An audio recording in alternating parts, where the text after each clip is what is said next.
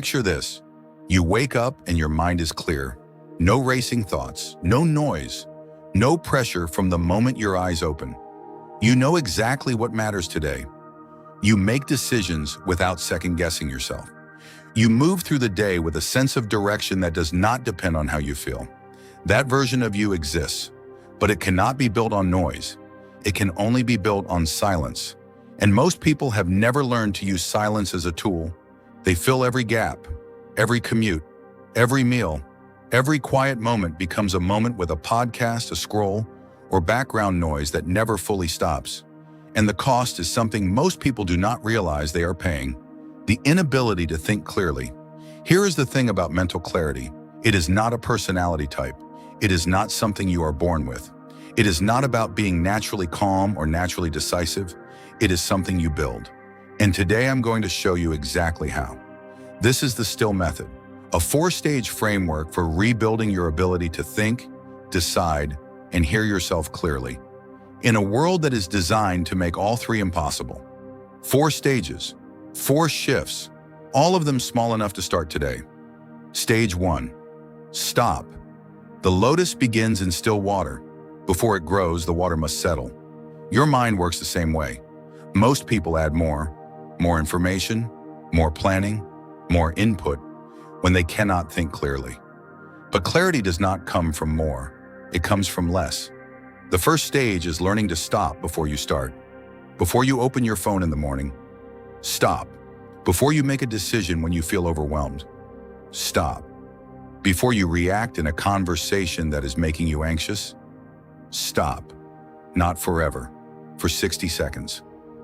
Research from Harvard Medical School shows that even brief periods of intentional silence reduce cortisol, the stress hormone that directly impairs decision-making and working memory.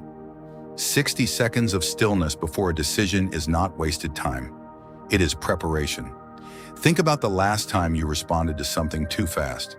A message you sent when you were upset, a decision you made when you were tired, a reaction you would not have had if you had waited 1 minute. The stop stage is not about doing nothing. It is about refusing to let noise make your decisions for you. Practice this once today.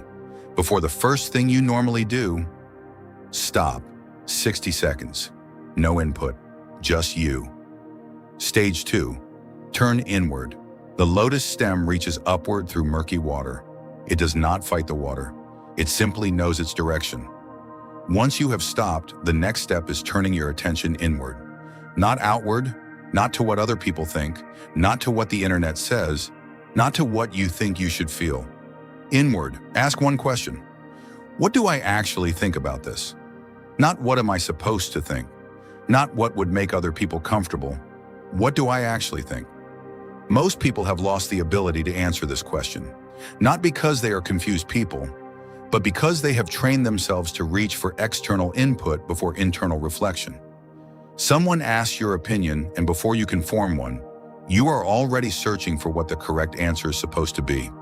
You face a decision, and before you can feel your own instinct, you have already asked 4 people. The turn inward stage is about reversing that pattern. It is about practicing the skill of consulting yourself before consulting anything else. Start small. Before you search anything today, what do I already know about this? Before you ask anyone, what do I actually think? The answer might not be complete. That is fine. You are practicing the habit of going inward first, and that habit, built consistently, becomes one of the most powerful cognitive tools you will ever have. Stage 3. Isolate what matters. The lotus does not bloom in every direction. It blooms upward, one direction, one focus. Mental noise is almost always the result of trying to hold too many things at once. Too many decisions open, too many tabs running in the background of your mind, too many things that feel urgent competing for the same attention. The third stage is learning to isolate, to identify the one thing that actually matters right now. Not the 5 things on your list, the one thing that, if resolved or acted on today, would reduce the most pressure. Here is how you do this.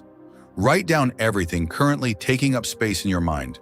Every worry, every task, every unresolved thing, all of it on paper.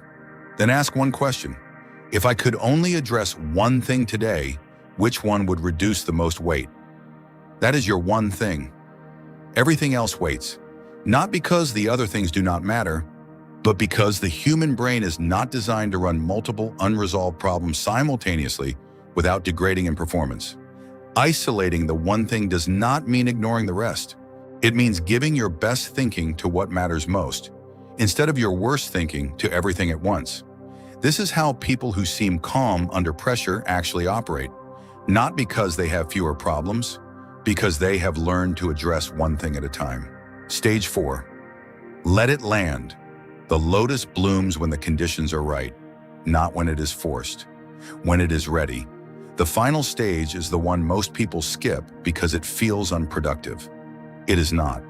After you stop, turn inward, and isolate what matters, you wait. Not indefinitely, but long enough for your thinking to settle into something clear. Most people make their worst decisions in the space between having an idea and letting it land. They act on the first thought. They respond before the response is fully formed. They choose before they have had time to feel whether the choice is right. Letting it land means giving your thinking time to complete itself. For a big decision, sleep on it. For a daily problem, write it down and return in 30 minutes. For a reactive moment, breathe and respond after the breath. This is not hesitation. This is the difference between a reaction and a considered response. Between an impulse and an intention. The people who make consistently good decisions are not smarter. They are slower in the right moments. Here is your challenge for the next 7 days.